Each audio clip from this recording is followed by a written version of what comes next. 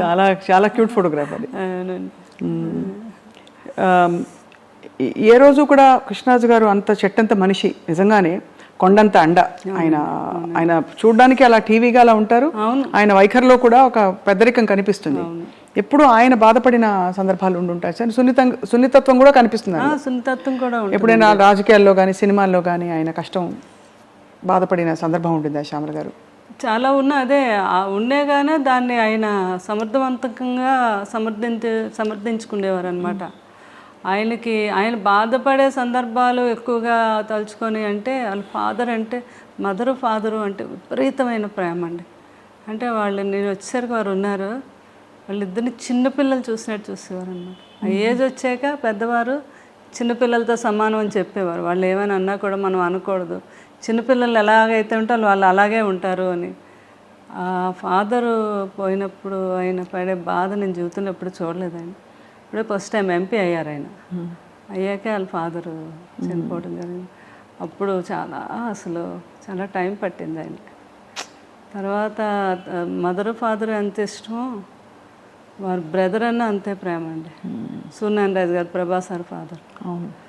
అప్పుడైతే అండి అసలు ఎవరికి తెలియదు, రూమ్లో ఇలా తెలియగానే అలా కుప్పకూలిపోయారు అనమాట మనిషి ఆ రూమ్లో. పిల్లలందరూ దగ్గర ఉండి నేను సముదాయించి, మీరు ఎలా అయితే బాబాల్ని మీరు వాళ్ళకి మళ్ళీ ఇప్పుడు మీరే అండదండలు కదా అవన్నీ చెప్తే అప్పుడు ఒక కొంత పోయాక అప్పుడు తెచ్చుకొని స్టామ్ అవును కరెక్టే, అది ఆ పిల్లల్ని చూడాలి కదా అని. తర్వాత ఉన్నవన్నీ ఆయనకి అసలు ఏదైనా నథింగ్, కష్టం అండి. అంతే కదా. ఇండస్ట్రీలో సినిమా పరిశ్రమలో ఆయన బెస్ట్ ఫ్రెండ్స్ ఎవరు కృష్ణరాజు గారికి? కృష్ణ గారు అంటే చాలా ఇష్టం. వాడిద్దరు కాంబినేషన్ అసలు ఎంత ఇష్టం అంటే కోవిడ్ టైంలో కూడా ఇంట్లో ఇద్దరు ఫోన్ చేసుకుండేవారు. ఏం కృష్ణ నీకేం కావాలి, మంచిగా చేపల పులుసు అవన్నీ పంపించినా నేనంటే అవన్నీ పంపించు కృష్ణరాజు, నువ్వు కూడా రావాలి మా ఇంటికి భోజనం అని ఆయన ఫోన్ చేయటం. చాలా ఇదిగా మాట్లాడుకునేవారు. విజయ నిర్మల్ గారు చాలా ఇష్టం అండి కృష్ణ గారు అంటే. శోభన్ బాబు గారు అంటే చాలా. అప్పుడు ఒకరండి శోభన్ బాబు గారు పోయారు అని కృష్ణరాజు గారు ఢిల్లీ ఎక్కడికో వెళ్ళి వస్తున్నారు, ఎయిర్పోర్ట్లో తెలిసింది ఆయనకి. నేను అప్పుడు ఆ రోజు వెళ్ళలేదు, నేను ఇంటి దగ్గర ఉన్నాను. అక్కడ విలేకరులు అందరూ పరిగెట్టి కృష్ణరాజు గారు వస్తున్నారని తెలిసి ఇలా శోభన్ బాబు గారు ఇలా అంటే ఇంక అంతే అండి, ఆయన ఒక షాక్కి వెళ్ళిపోయారు. అంటే ఎవరు ఊహించినది కదా శోభన్ బాబు గారు. అప్పుడు ఒకరు చాలా ఇష్టం శోభన్ బాబు గారు అంటే. ఎవ్రీ ఇయర్ జనవరి 20 కృష్ణరాజు గారు బర్త్డే. అప్పుడు శోభన్ బాబు గారి బర్త్డే కూడా సంథింగ్ అదే టైం జనవరిలోనే. ఆయనకు బాగా గుర్తు, జనవరి 14th 15th ఏదో ఆ టైంలో ఫోన్ చేసేవారు కంపల్సరిగా కృష్ణరాజు గారు. ఒకసారి నాకు కూడా ఇచ్చారు శోభన్ బాబు గారితో వాడితో మాట్లాడి ఇద్దరు ఒరేవారు అనుకునేవారు. శోభన్ బాబు గారు అమ్మ వాడికి పిల్లలంటే చాలా పిచ్చమ్మ అంటున్నారు నాతో, కృష్ణరాజు గారు పిల్లలంటే చాలా ఇష్టం అని. అలా అంతా బాగా తర్వాత మురళీమోహన్ గారు అంటే చాలా ఇష్టం. అందరూ ఆ తరంలో ఒక ఆత్మీయత, ఒక కలుపుగోలుతనం ఉండేది కదండి. అలా అండి అసలు ఇప్పుడు తర్వాత తరంలో కొంచెం మారిపోయాయి. మళ్ళీ అంత ఫ్రెండ్స్ ఎవరు లేరు, అందరూ గిరిగేసుకుని లోపలే ఉంటున్నారు. నిజమే కదా నేను అన్నది? ఎక్కువ కలిసేవారు, ఏదో ఒక ఫంక్షన్ ఉండేది, ఆ ఫంక్షన్కి పిలిస్తే కంపల్సరిగా అటెండ్ అయ్యేవారు. ఇది ఉండేది. అది ఇప్పుడు చాలా తగ్గిందండి. లేదు, అది అలా ఉంటే బాగుందని అనిపిస్తుంది నాకు.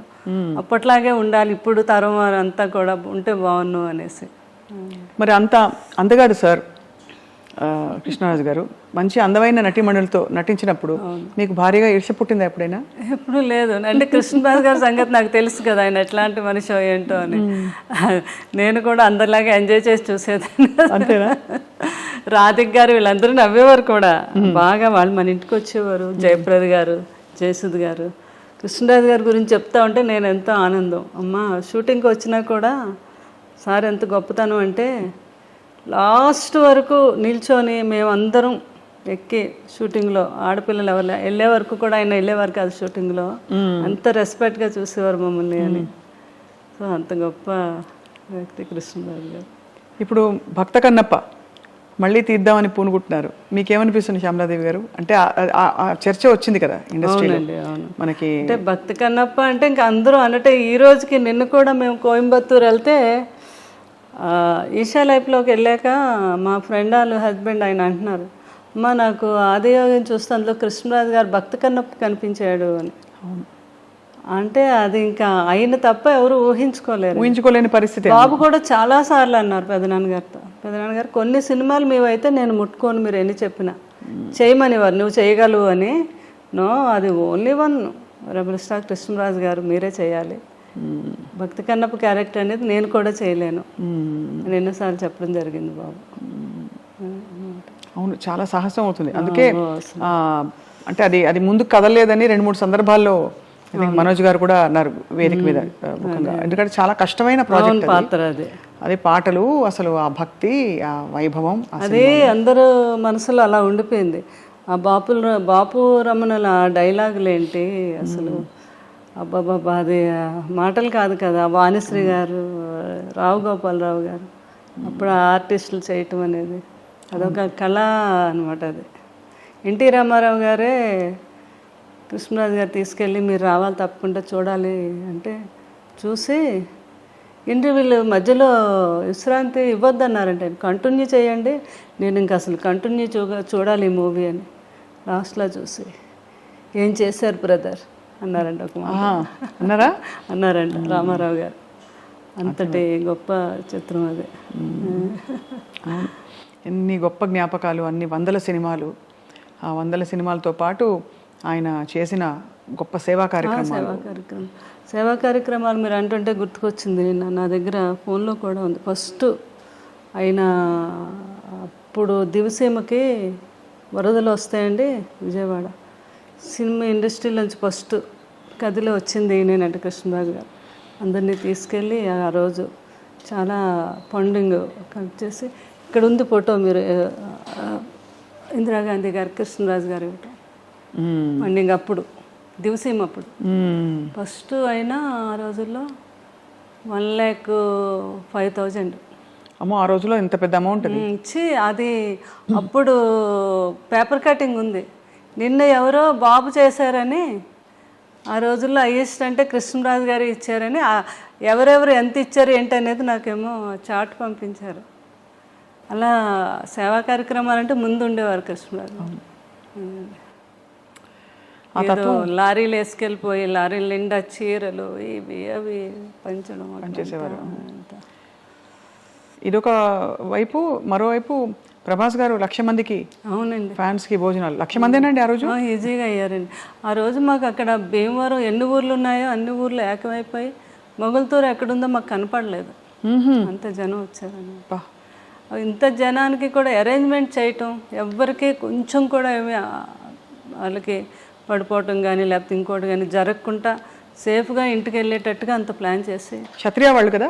అవునండి, మన క్షత్రియ ప్రసాద్ రాజు గారు. నాన్ వెజ్లో ఎన్ని రకాలు ఉన్నాయి, అన్ని రకాలు.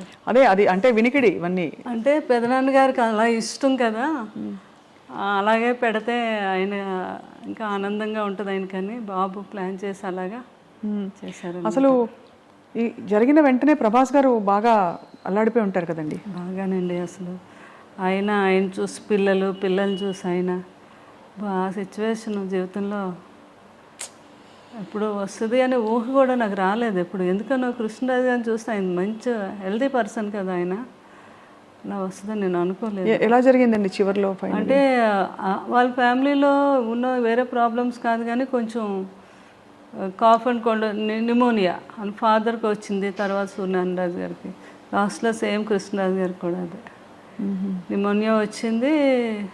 ఏజ్లో జాయిన్ చేసాము, తగ్గింది, ఇంకా శుభ్రంగా ఇంటికి వెళ్ళిపోవాలి అన్నప్పుడు అది మళ్ళీ రీసూట్ అయ్యి దాని మీదేమో హార్ట్ ఫెయిల్యూర్ అయిందన్నమాట. ఎంత కష్టం చూసారండి మీరు నిజంగా. అసలు అందులో చిన్న వయసులో మీరు సారే ప్రపంచం మీకు. అంతే అసలు. అంటే నాకు ఎప్పుడు ఆయన అంటే చాలా స్టామినా అండి. ఆయన డాక్టర్లకి వెళ్ళాక డాక్టర్లకి అందరికీ అక్కడ ప్రాణాయామం చెప్పేవారు. ఎప్పుడైనా ఏమైనా కొంచెం కాఫ్ కోల్డ్ వస్తే హాస్పిటల్కి ఎప్పుడైనా వెళ్తే డాక్టర్లు అందరూ మా డాక్టర్లు అందరికీ మీరు డాక్టర్ కృష్ణరాజు గారండి అంటే అంత ధైర్యం అనమాట. మీరు ఏ టెస్ట్లు చేసేనాయండి ఆయన హ్యాపీగా మీరు చేసుకోండి. నేను చాలామందికి ఏంటది ఆ టెస్ట్ అంటే భయం అండి. దాన్ని ఏమంటారు, ఎంఆర్ఐ అంటే చాలా భయం. అలా డాక్టర్లు అనేవారు ఎంఆర్ఐ అంటే చాలా మంది దానిలో పడుకోబెట్టేదా? దానికి మేము ముందు వాళ్ళకి ట్యాబ్లెట్ వేస్తాం సార్, అలాంటిది మీరేంటి ఎంతసేపు అయినా మీరు చేసుకోండి, నేను హ్యాపీగా జ్ఞానంలోకి వెళ్ళిపోతానని చెప్పేవారు ఆయన. ఆ డాక్టర్స్ అందరూ అంటారు అంత మంచి ఆ సోమరాజు గారు వీళ్ళందరికీ కూడా చాలా స్టామినా ఎక్కువ అండి, ఏదైనా మైండ్తో దాన్ని. అట్లాంటిది నేను అదే అనుకున్నాను, ఆయనకేంటి నిమోనియా వస్తే తగ్గిపోద్ది, ఆయన తగ్గించేసుకుంటారు అని అనుకున్నాను.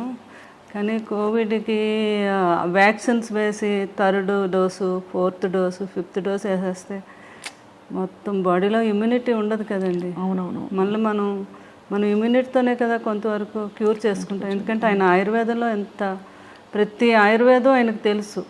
ఇంట్లో ఎప్పుడు మెడిసిన్స్ వాడుకుంటూ ఆయుర్వేదమే వాడేవారు ఆయన. తర్వాత ఆయన ఏమో జాండీస్కి కూడా ఎన్నో వేల లక్షల మందికి మందు కూడా ఇచ్చారు కదా. అవునవును. జాండీస్కి మీకు తెలుసు కదా, ఫిల్మ్ ఇండస్ట్రీలో అంతా. అలాగే అనుకున్నాను నేను లాస్ట్ వరకు అండి, లాస్ట్ బ్రీత్ వరకు కూడా నాకు కొంచెం కూడా థాట్ రాలేదు అసలు ఇలా జరగచ్చని కదా. జరుగుతుందని అనుకోలేదు. ఎలా ఎవరు చెప్పారో మీకు? ఎంత దారుణం అసలు. అంటే మీ దగ్గరకి బాబు ఇంకా అక్కడే ఉన్నారండి, మా కూడా బాబు పిల్లలు అలా పట్టుకొని. అదే నాకు కూడా బాగా భక్తి ఎక్కువ. నేను ఎంత భక్తి, దేవుడు అసలు అలా చేయడు అలా మనం అనుకుంటాం కదా సహజంగా. అలా జరిగింది అంటే మరి నేను అదే అనుకున్నాను, సంపూర్ణమైన జీవితం బాగుంది అని కృష్ణరాజు గారు అనుకొని వెళ్ళిపోయారేమో, లేకపోతే ఆయన ఎవరు తీసుకెళ్ళలేరు అని అనిపిస్తుంది నాకు ఒక్కొక్కసారి. అవును, అదే ఆయన కూడా అలాగే అనుకున్నారు. నేను ఎప్పుడు ఒక ఇంటర్వ్యూలో చెప్పారు, ఎప్పుడు ఈ కృష్ణరాజు హ్యాపీ జీవితం, పిల్లలు, నా భార్య, ఏ మనిషి అయినా ఉన్నాళ్ళైనా ఉండాలని అనుకుంటారు, కానీ ఏ మనిషికైనా చావు తప్పదు. కానీ చనిపోయేటప్పుడు ఈ కృష్ణరాజు ఏ తప్పు చేయలేదు అంటూ హ్యాపీగా నా ఫ్యామిలీ మధ్యన అలా హ్యాపీగా కళ్ళు మూయాలి నేను, అదే నా చివరి కోరిక అని ఒకసారి ఏదో ఇంటర్వ్యూలో చెప్పారు. తర్వాత ఎన్ని వేల మందో ఫోన్ చేసి ఆయన అలా అన్నందుకు చాలామంది ఎమోషనల్గా ఫీల్ అయ్యి బాధపడి కూడా ఫోన్ చేశారు. లాస్ట్లో అలాగే అయింది, ఆయన బ్రీత్ అలాగే వెళ్ళింది. ఎంత గొప్ప చావంట అయింది ఆ రోజు. వర్షం, విపరీతమైన వర్షం. బాడీని తీసుకెళ్ళి అక్కడికి వెళ్ళేసరికి అండి ఆ స్పాట్లో పెద్ద ఎండ వచ్చి సూర్యుడు అందరూ అలా అటే మీరు వీడియోలు చూడండి, అందరూ అలా ఆకాశంగా చూశారనమాట. పెద్ద సూర్యబింబం అండి. అది అయ్యాకండి ఇంటికి వచ్చి చూస్తే అక్కడ మాకు ఆ 7 days అండి పెద్ద నక్షత్రం స్టార్ అక్కడ. తర్వాత ర్యాంబో వచ్చిందండి, గొప్ప వాళ్ళు పోయినప్పుడే వస్తుందంటారు. అవును అవును. తర్వాత ఆయన సీతాభస్మం మేము కాశీ తీసుకెళ్తే పిల్లలు అందరూ వెళ్ళారు. అక్కడ పూజ చేస్తున్నప్పుడు పెద్ద వర్షం పడిందండి అక్కడ. అప్పుడు ఆయన అడిగారంట, ఎవరు ఇది ఏంటి అంటే ఇలా అని. అసలు నా జీవితంలో ఎవరైనా గొప్ప వాళ్ళకి ఇలాగా ఇక్కడ చేస్తున్నప్పుడే ఆ టైంలో పడుతుంది వర్షం. పడి అండి అక్కడ పెద్ద ర్యాంబో అండి. అబ్బా, ఆ ర్యాంబోని పిల్లలు ఫోటో తీసి, పాప ఏమో ఇక్కడ వీళ్ళు మా పిల్లల చేతి మీద టేటో వేసుకున్నారు. అది అంటే అంత బాబు కూడా అసలు ప్రభాస్ గారు కూడా ఆశ్చర్యపోయారనమాట ఈ సంఘటనలు. అంటే పెదబాజీ అంత గొప్ప వ్యక్తి, అంత గొప్పగా ప్రాణం వెళ్ళింది అనడానికి ఇవన్నీ మనకి చిహ్నాలు అయ్యాయని. అది అనమాట భాషలో. అక్కడ 7 days అక్కడ ఆ స్టార్ అలా వెలుగుతూ ఉంటే ఆయన అక్కడ ఉండి చూస్తున్నారు మమ్మల్ని అని నేను రోజు వెళ్ళి అన్నం పెట్టుకునేదాన్ని. ఆ ఫొటోస్ అన్నీ ఉంటాయి నాకు. మీరు ఎంత ఒక భక్తురాలు నిజంగా ఎలా అయితే భక్తి భావన ఉంటుందో అటువంటి భావన మీరు అవునండి మీకుంది వారి పట్ల. అది వారి అదృష్టం. వారి లాంటి వ్యక్తి ఒక చెట్టంత మనిషి మీ జీవితంలో ఉండడం మాకు చూడడానికి ఎంతో హాయిగా ఉంది. ఆ ఆలోచన మీరు వారు కలిసి గడిపిన సంవత్సరాలన్నీ కూడా. శ్యామలాదేవి అండి ఈరోజు ప్రతిరోజు ఆయనకి నచ్చిన వంట పులుసు ఏది వండిన ఫుడ్ కొంచెం పట్టుకెళ్ళి ఆయన దగ్గర పెట్టి, ఆయన మొన్న బాబు పులుసు పెదబాజీ పులుసు ఎప్పుడు వండి పంపించేవాళ్ళం కదా మేము బాబుకి. కృష్ణరాజు గారు తయారు చేయించి పంపేవారు. కూర్చొని ఇంకొక 10 వరకు అలా వెయిట్ చేసేవారు. బాబు దగ్గర నుంచి ఫోన్ రావాలి, ఆయనకి ఫోన్ చేసేవారు. పెద్దబాజీ పులుసు అదిరిపోయింది అనేవారు అనమాట. ఇంకా చూడాలి ఈయన. ఒకసారి ఇప్పుడు కన్నం బాగా చేశారు అంటే, కన్నం జస్ట్ గరిట కలపడమే, అందులో అన్నీ వేసింది నేనే మీరు అంటారా? కృష్ణరాజు గారు అవునా? Okay okay. ప్రభాస్ గారు మిమ్మల్ని ఏమని పిలిచేవారు? నన్ను మామూలుగా అనేవారు, లేకపోతే శ్యామ్ అనేవారు, లేకపోతే ఒకసారి ఆయనకి అమ్మడు అనేవారు అనమాట. ఒక్కొక్కసారి అంటే ఒక్కొక్కసారి నన్ను ఒక తల్లిలా కూడా భావించేవారు ఆయన. అంటే నేను ఆయన చూసుకునే విధానాన్ని అలా అనమాట. అంత ప్రేమ ఆయన. ఒక్కోసారి చిన్న పిల్లలా చూసేవారు, పిల్ల అనేవారు. అంటే ఒక స్త్రీని ఎలా సంతోషపెట్టాలి, ఏ మాట అంటే ఆ అమ్మాయి సంతోషపడుతుంది అనేది ఆయనకు బాగా తెలుసు. అదే అనమాట. ఎవరికి నిన్ను కూడా అదే చెప్పేవారు. కొంతమంది ఏదైనా అన్న, ఏ స్త్రీ పెద్దగా ఏమి ఆశ కాదు, తను ఎంతైనా మనం సంతోషమైన ఒక మాట తన్ని మాట్లాడి అన్నాము అంటే దానికోసం తను ఎంతైనా కష్టపడి ఎంతైనా చేస్తుంది అనేవారు అనమాట. అలాగా స్త్రీ యొక్క గొప్పతనం గురించి ఆయనకు బాగా తెలుసు. అంతే కదా, ఆయన ఏదైనా పొగిడితే మనం ఎంత ఆనందపడి ఏదైనా అదే అండి ఏం కావాలండి అది అంటాం కదా. అలా అనమాట. ఏదైనా మంచి శారీ కట్టుకుంటే నేను అడిగేదాన్ని ఎప్పుడైనా, శారీ కట్టుకున్నాను ఎలా ఉంది అంటే, ఆ శారీ కట్టుకోవడం వల్ల ఆ శారీ నువ్వు కట్టుకోవడం వల్ల ఆ శారీకే అందం వచ్చిందని ఎవరన్నమాట. అట్లా పొగట్టులు ఆ రకంగా ఉండేవి ఆయనవి. చాలా హ్యాపీగా ఉండేది. ఈ ప్రభాస్ గారు ఏమని పిలుస్తారు మిమ్మల్ని? నన్ను కన్నమ్మ, పెద్దబాజీ, పెద్దబాజీ అనమాట. మాలో అలా పిలుస్తారు. అలా అంటారు. అవును. నన్నేమో కన్నమ్మ పులుసు అదిరింది. ఫోన్ లాక్కనే కన్నమ్మ ఓన్లీ గరిటె పెట్టి కలిపింది, అందులో వేసినవన్నీ నేనే అంటే కృష్ణరాజు నేర్పించింది మీరు, అంటే మీకు అన్ని నేర్పించింది ఆయనే కదా. అవును కదా. అలాగనమాట. మీ అంటే ఇల్లంతా కూడా ఇంకా కృష్ణరాజు గారు మిమ్మల్ని చూస్తుంటే అసలు వారు ఇక్కడే ఉన్నట్టు అనిపిస్తుంది. ఇప్పుడు కూర్చొని వింటున్నారు అన్నట్టు. అంతేనండి. కానీ అక్కడ ఒక నిలువెత్తు విగ్రహం అండి. నేను రాగానే ఉలిక్కి పడిపోయానండి. అసలు మీరు ఎలా అయితే ఉలిక్కి పడ్డారో స్వప్న గారు, ఫస్ట్ టైం ఒక రోజు బాబు నన్ను చూడడానికి ఎప్పుడు ఫోన్ చేస్తారు, ఆ రోజు అనుకోకుండా నేను ఫోన్ ఎత్తలేదు అయింది. ఇలా లోపలికి వచ్చి ఆ విగ్రహం చూడగానే ఒకసారి ఎలా అన్నారనమాట. బాబు లుక్కి పడ్డారు. సేమ్ అట్లాగే ఇప్పుడు ఎవరు వచ్చినా కూడా ఆ స్టాచ్యూ దగ్గర వచ్చి కృష్ణరాజు గారు ఉన్నారు అలా నవ్వుతూ మనల్ని పలకరిస్తున్నారు. ఆ భావన ప్రతి ఒక్కరిలోని. అందుకే ప్రతిరోజు కూడా 2 డేస్కి ఒకసారి ఆ డ్రెస్సులన్నీ కుట్టించాను నేను. ఆయనకి ఇష్టం కదా మంచి బాగా డ్రెస్సింగ్ అంటే చాలా ఇష్టం ఆయన. నేను నవ్వేదాను. చిరిగిపోయిన బట్టలైనా కృష్ణరాజు గారు వేసుకునేవారు, కానీ నలిగితే వేసుకునేవారు కాదు. ఆయనకు అంత ఇష్టం అనమాట. అవన్నీ కుట్టించాను నేను. ఎప్పుడు 2 డేస్కి ఒకసారి డ్రెస్సులన్నీ మారుస్తాను. విగ్రహానికి అవన్నీ ఆయనకి ఆ సూటు అవన్నీ కూడా. ఆయన గురించి జ్ఞాపకాలు మీరు చెప్తున్న కొద్దీ కళ్ళ ముందు కదలాడుతున్నారు. అదే